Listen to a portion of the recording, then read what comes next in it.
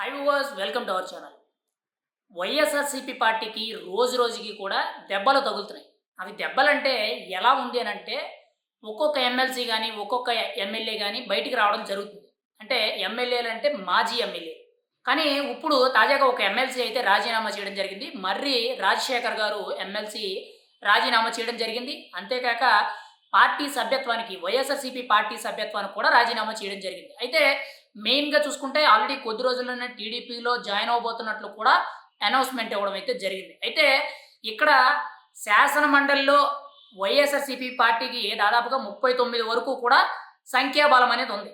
కానీ రోజు రోజుకి కూడా ఎమ్మెల్సీలు కూడా తగ్గిపోవడంతో కూటమి ప్రభుత్వ బలం అనేది ఎమ్మెల్సీల బలం అనేది పెరుగుతుంది. వైఎస్ఆర్‌సీపీ అయితే బోల్తా పడుతుందని మనమైతే చెప్పుకోవచ్చు. ఆల్రెడీ శాసనసభ పక్షాన కీలకంగా చూసుకుంటే ఎమ్మెల్యేలు అందరూ కూడా తగ్గిపోయారు. ఎందుకనంటే మొన్న ఎన్నికల్లో 11 సీట్లు మాత్రమే వచ్చినాయి.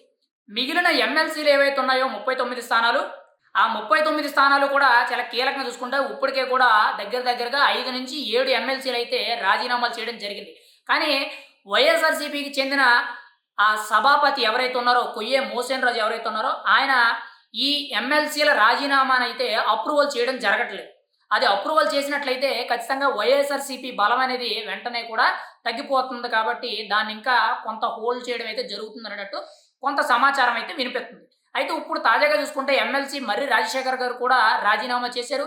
ఇంకా రాబోయే రోజుల్లో కూడా చాలా కీలకంగా చూసుకుంటే మెయిన్‌గా తోట త్రిమూర్తులే గాని, బొత్స సత్యనారాయణ గారు కూడా ఎమ్మెల్సీ పదవికి రాజీనామా చేసి జనసేనలో చేరబోతున్నట్లు కొంత సమాచారం అయితే మెయిన్‌గా మీడియా అంతా కూడా చక్కర్లు కొడుతుంది. మరి ఇందులో ఎంతవరకు కూడా పూర్తి వాస్తవాలు ఉందనేది మనం అయితే క్లారిటీగా చెప్పలేం గానీ, కానీ ఈరోజు మనకి తాజాగా తెలిసిన సమాచారం ప్రకారంగా చూసుకుంటే బొత్స సత్యనారాయణ, తోట త్రిమూర్తులు కూడా పార్టీకి రాజీనామా చేసి ఎమ్మెల్సీ పదవికి రాజీనామా చేసే అవకాశం ఉంది అనేటట్టు ఒక ఒక రకంగా చెప్పాలంటే చిన్న గోసిప్ న్యూస్ అయితే బాగా వైరల్ అవుతుందని మనమైతే చెప్పుకోవచ్చు. ఖచ్చితంగా అదే గాని జరిగితే మాత్రం ఇప్పుడు వైఎస్ఆర్‌సీపీకి శాసన మండలిలో ఎమ్మెల్సీల తరపున బొత్స సత్యనారాయణ రథసారథి కింద ఒక పెద్ద దిక్కు కింద పనిచేయడం జరుగుతుంది.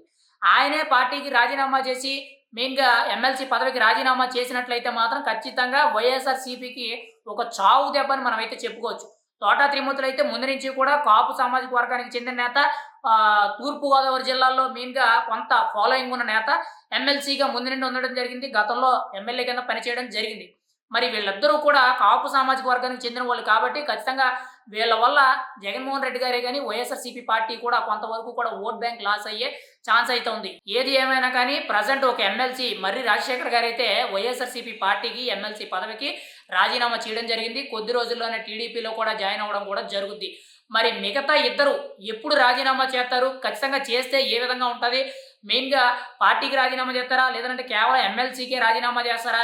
లేదంటే పూర్తిగా రాజీనామా చేసి జనసేనలోకి ఎప్పుడు జాయిన్ అవుతారనేది ఇంకా ముందు ముందు తెలియవలసి ఉంది. కానీ ప్రస్తుతానికి మాత్రం ఇదొక వైరల్ న్యూస్ కింద ఒక కొంత సమాచారం అయితే బయట స్ప్రెడ్ అవుతుంది. కానీ ఇందులో ఎంతవరకు వాస్తవం ఉందనేది మనమైతే చెప్పలేము. ఖచ్చితంగా జరిగితే మాత్రం వైఎస్ఆర్‌సీపీ పార్టీకి మాత్రం ఒక చావు దెబ్బ కొట్టినట్టే అని చెప్పి మనం చాలా బలంగా చెప్పవచ్చు.